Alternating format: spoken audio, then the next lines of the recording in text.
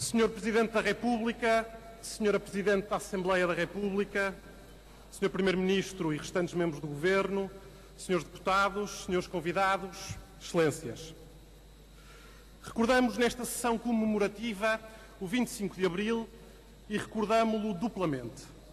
Celebramos 41 anos da queda do regime do Estado Novo e celebramos 40 anos das primeiras eleições livres. Dois momentos necessários, mas não suficientes, para que Portugal hoje se conte entre as democracias ocidentais.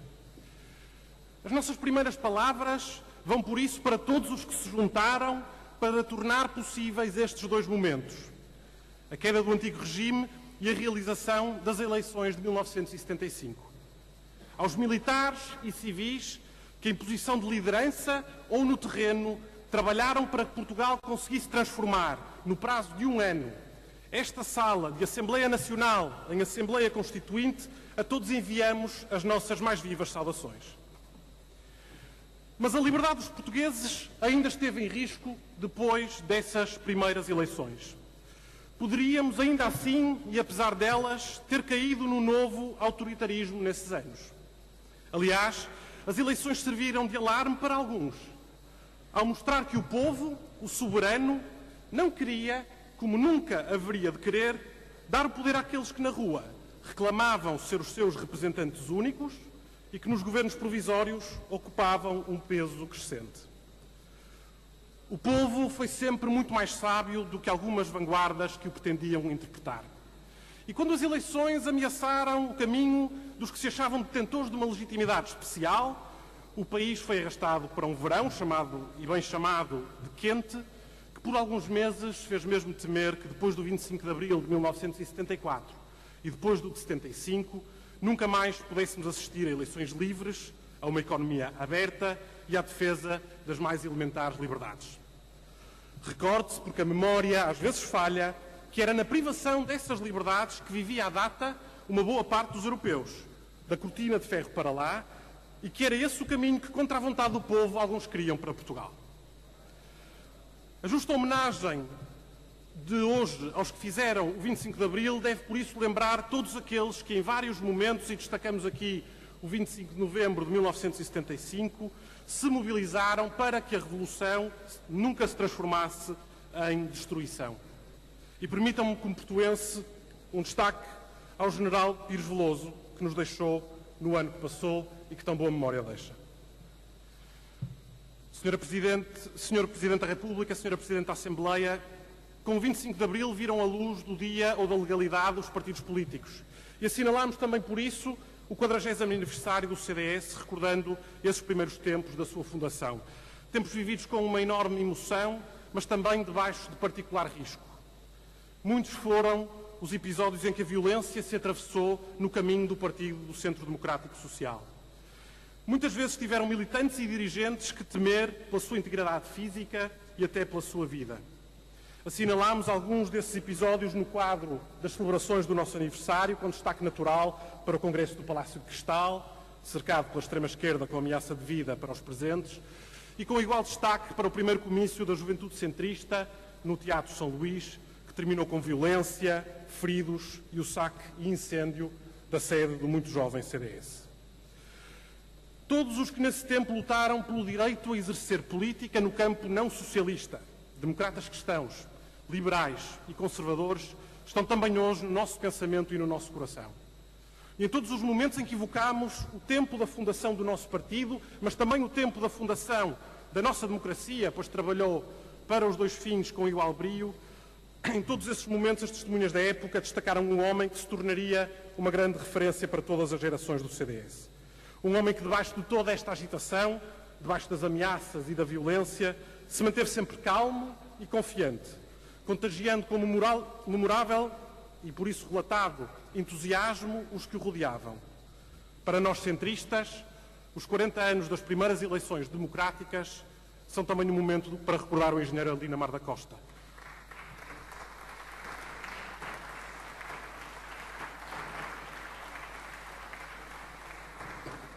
Figura maior de dentre todos os que se sentaram na nossa bancada, foi ele, como todos aqueles que serviram a instituição ao longo de 40 anos, todos os presidentes, todos os militantes que nele se empenharam e que por ele se sacrificaram, todos os eleitores que em nós votaram, têm como característica comum serem hoje património da democracia e terem em si a marca d'água da alternância democrática em Portugal.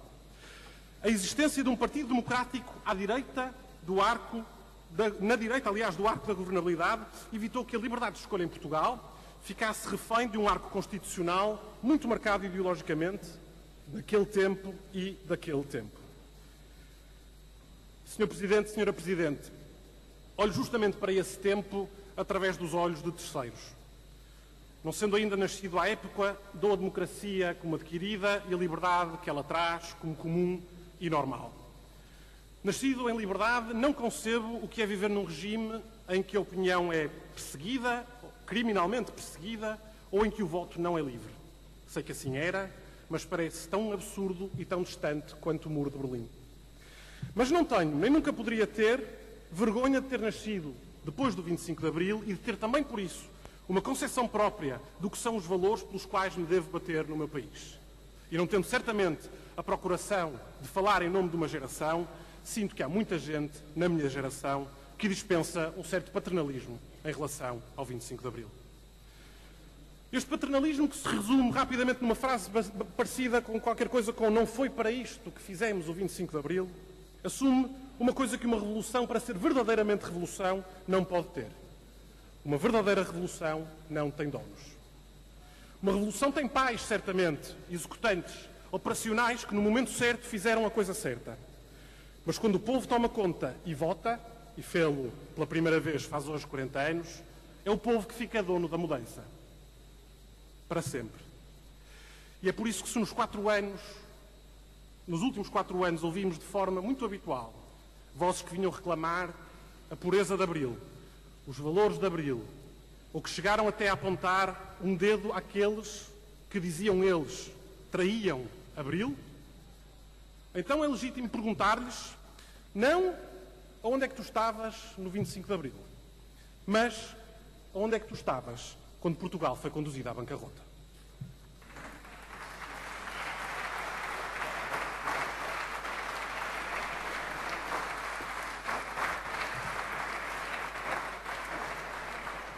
Porque, Sr. Presidente, Sra. Presidente, não há dúvida que os 4 anos que passaram foram anos difíceis. Voltámos a passar por um período vexatório para uma nação tão antiga como Portugal, um período sob tutela estrangeira das contas públicas. Mas ignorar que esse período ocorreu por causa do estado clamoroso a que em 2011 se encontravam essas mesmas contas públicas é contar apenas parte da história. E certo é que hoje, de cabeça levantada, pela primeira vez desde 2011, celebramos o 25 de Abril com a nossa soberania restabelecida. Muitos duvidaram, muitos acenaram com mil e um obstáculos ou dilações para que tal não acontecesse, mas aconteceu. E Portugal está hoje diferente. Podemos olhar mais para o futuro do que olhar para o passado.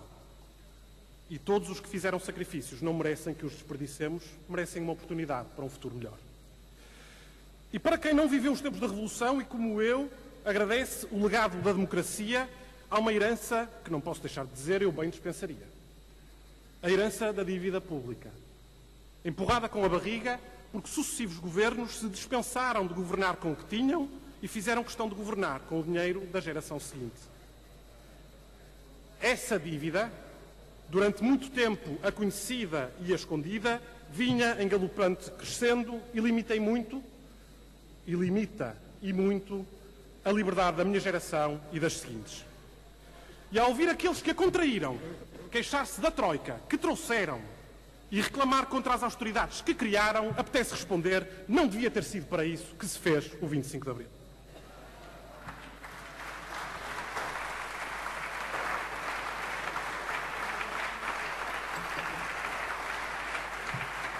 Senhor Presidente, Senhora Presidente, o regime saído do processo revolucionário de 1974 e 75 está estabelecido e integra hoje o Concerto das Nações Livres. Comemoremos isso hoje. Mas não esqueçamos que nesses 41 anos estivemos 3 vezes na bancarrota. Que tivemos décadas, como a primeira deste século, sem crescimento visível. Que que continuamente endividamos o Estado e, portanto, as gerações futuras para pagar o pouco crescimento que houve e que reclamamos tudo e mais alguma coisa desse Estado, sem em tempo conseguir uma dimensão sustentável e condizente com a economia do país. Que começamos agora a ter esperança e a reduzir e remover uma carga fiscal excessiva e muito pesada, carga fiscal em grande parte dedicada a pagar a dívida herdada e a financiar decisões constitucionais sempre mais severas com a redução da despesa do que com o aumento da receita. E a Constituição que saiu desta sala em 76, e contamos hoje também 39 anos, teve com certeza muitas virtudes.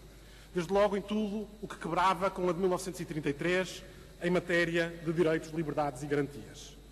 Claro que foi uma Constituição feita à imagem da época em que nasceu e das circunstâncias que então se viviam, e nesse sentido necessitou e continua a necessitar de importantes ajustes, recordo os de 82 e de 89, para ultrapassar os seus pontos ideológicos mais radicais. E não julgo ímpetos revolucionários e circunstâncias, ainda que tenha de reconhecer muita sabedoria e presciência nas palavras proferidas na declaração de voto do CDS a quando da rejeição do texto original. Mas há, senhoras e senhores, um direito que a Constituição não soube garantir na sua necessária abrangência, que é o direito de uma geração tomar democraticamente as rédeas do país sem ter de estar limitada, eu diria mesmo impedida, pelas despesas, dívidas e projetos do passado e com isso impedida também de ser inteiramente dona do seu destino. Porque essa geração existe, é a minha geração, é a geração que vive na pele a vida que existe para lá do déficit e para lá do orçamento. A vida do pagar de volta o que foi gasto por nossa conta. A vida de quem foi chamado a pagar e pagou em desemprego e em impostos um déficit excessivo e uma dívida descontrolada. Para a minha geração, mais dívida é menos liberdade. Mais déficit é menos oportunidade. E reclamamos por isso, livremente, o direito de fazer as nossas escolhas num país normal e europeu. Seja como for, Sr. Presidente, Sra. Presidente, certo é que é sempre mais fácil apontar defeitos do que virtudes. E a nossa democracia, com todos os defeitos que possa ter, outros assinalaram outros esta manhã, é ela que nos dá ferramentas para não repetir os erros do passado e para limitar a ação dos governos para que nunca mais tenhamos de enfrentar a bancarrota e o difícil caminho que é sair dela. Saibamos fazer esse trabalho e esse debate, para que, independentemente daquilo que está na cabeça de cada um de nós, quando pensamos porque é que se fez o 25 de Abril, possamos deixar um país melhor aos nossos filhos do que aquele que encontramos. Tenho a certeza que era também o que queriam os capitães de Abril. Viva Portugal, sempre!